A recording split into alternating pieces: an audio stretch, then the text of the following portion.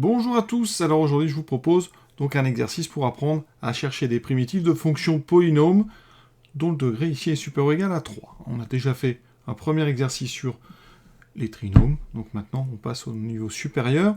Alors je vais quand même rappeler rapidement tout ce qu'on a vu précédemment. Si vous avez une constante, donc je vais considérer ici A appartenant à R une constante, donc je vais comme ça f de x qui est constant, sa dérivée, bon c'est 0, vous le savez, et ça une primitive, parce qu'il y en a plusieurs, on a déjà vu ça, eh bien ça sera la plus simple, AX, ça c'est celle qui s'annule en 0. Si vous avez ici AX, en dérivant, vous allez tomber sur A. Pour trouver une primitive, eh bien, il faut une primitive de X, donc c'est X2 sur 2, donc là vous aurez A fois X2 sur 2, d'accord, qu'on écrit après AX2 sur 2.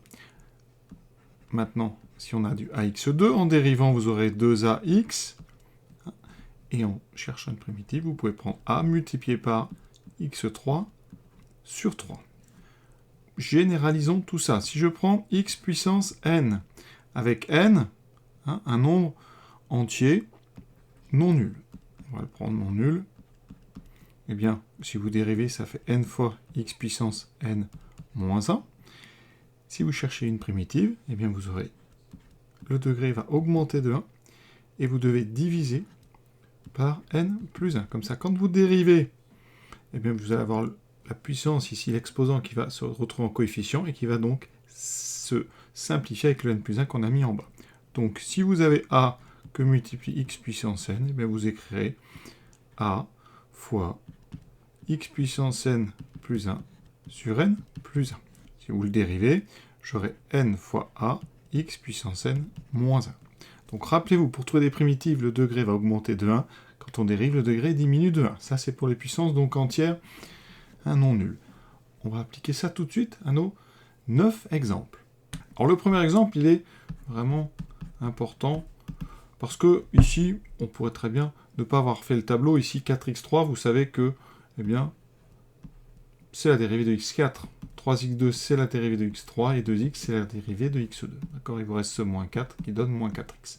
Alors après, vous n'êtes pas obligé à chaque fois de vraiment réfléchir.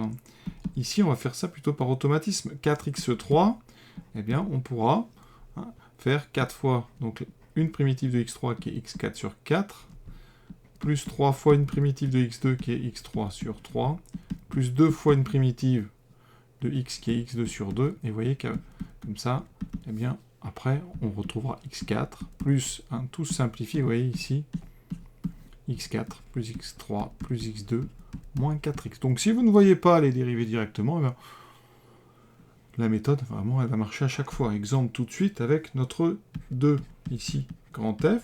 Donc je vais écrire 2 fois une primitive de x3, donc je sais que c'est x4 sur 4, moins 6 fois une primitive de x2, on écrira x3 sur 3, plus 3 fois une primitive de x, x2 sur 2, plus une primitive de 1, x.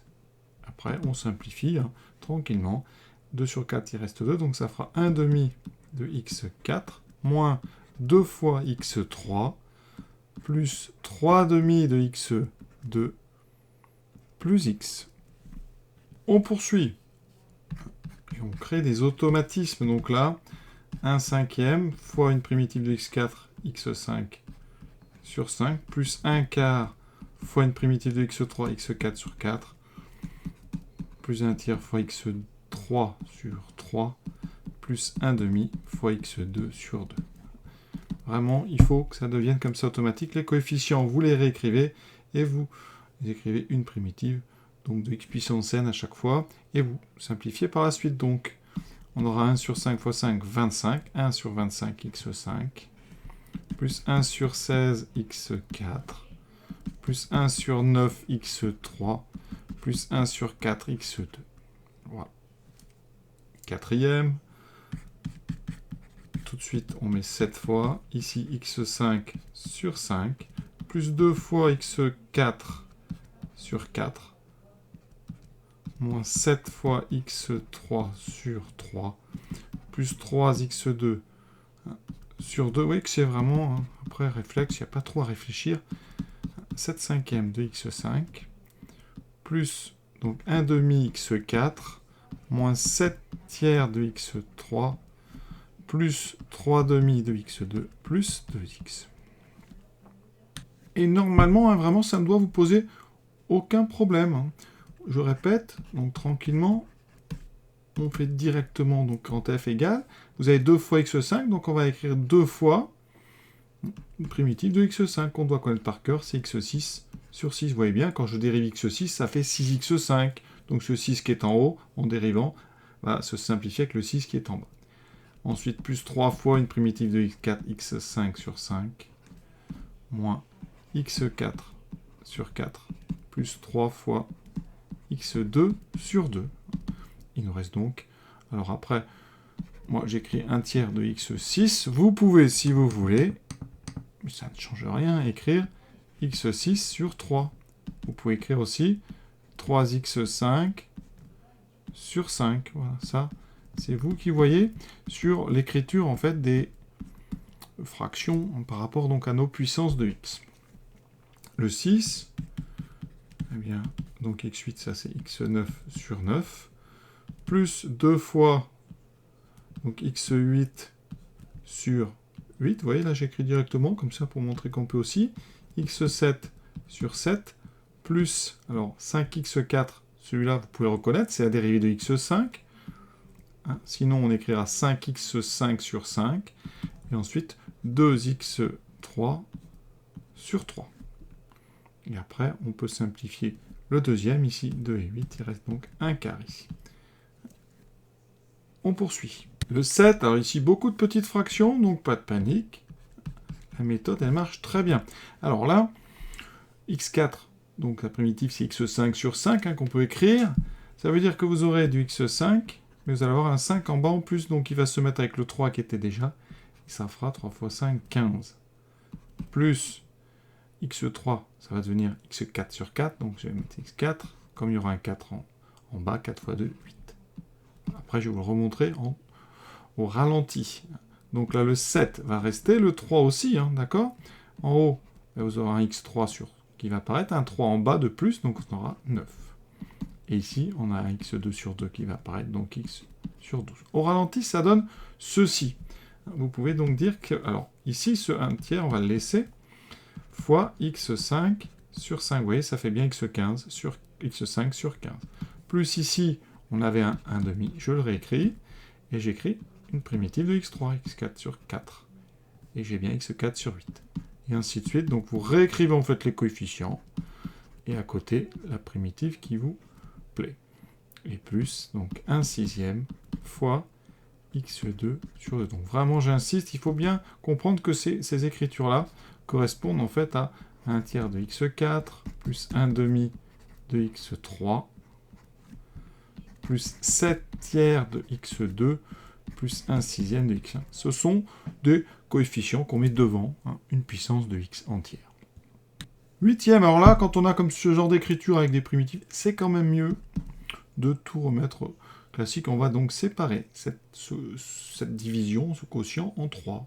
Donc on va écrire 2x3 sur 4, moins x2 sur 4, moins 7x sur 4. On peut, si on veut, le simplifier un peu. Donc vous aurez 1 demi de x3, moins 1 quart de x2, moins 7 quarts de x. Et là, on est vraiment dans une bonne forme pour chercher une primitive. Donc 1 demi fois x4 sur 4, moins 1 quart fois x3 sur 3, moins 7 quarts fois x2 sur 2. Pour ceux qui veulent aller plus vite, de petit f de x, vous pouvez directement, donc ici, je vais avoir x4, j'ai un 4 qui apparaît dessous, donc ça me fera x4 sur 8, oui, parce que j'ai déjà un 2. Le suivant, j'ai un 4 déjà dessous, ça va monter à x puissance 3, avec un 3 qui apparaît en dessous, ça fera moins 12. Et le dernier, donc j'ai un 7 qui est déjà en haut, celui-là il va rester. En bas, j'ai un 2 qui va apparaître, donc 7/8 de x.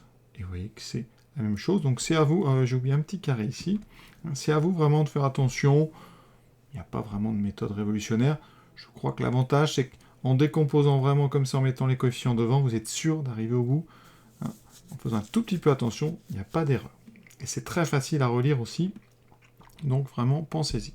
Pour le dernier, on va séparer donc notre quotient en 5 termes. Donc on aura 1 demi de x5, plus 1 demi de x4, plus 1 demi de x3, plus 1 demi de x2, moins x. Bon, sur 2, j'ai oublié 1 demi. Et maintenant, on est parti. On aura donc 1 demi de x6 sur 6. Alors, on est obligé de mettre comme ça la multiplication. Hein.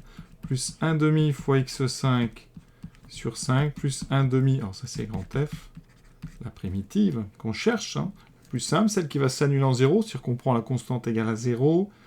Fois x4 sur 4. Plus 1 demi de x3. x3 sur 3. Moins 1 demi x2 sur 2. Et toujours ce petit travail à la fin.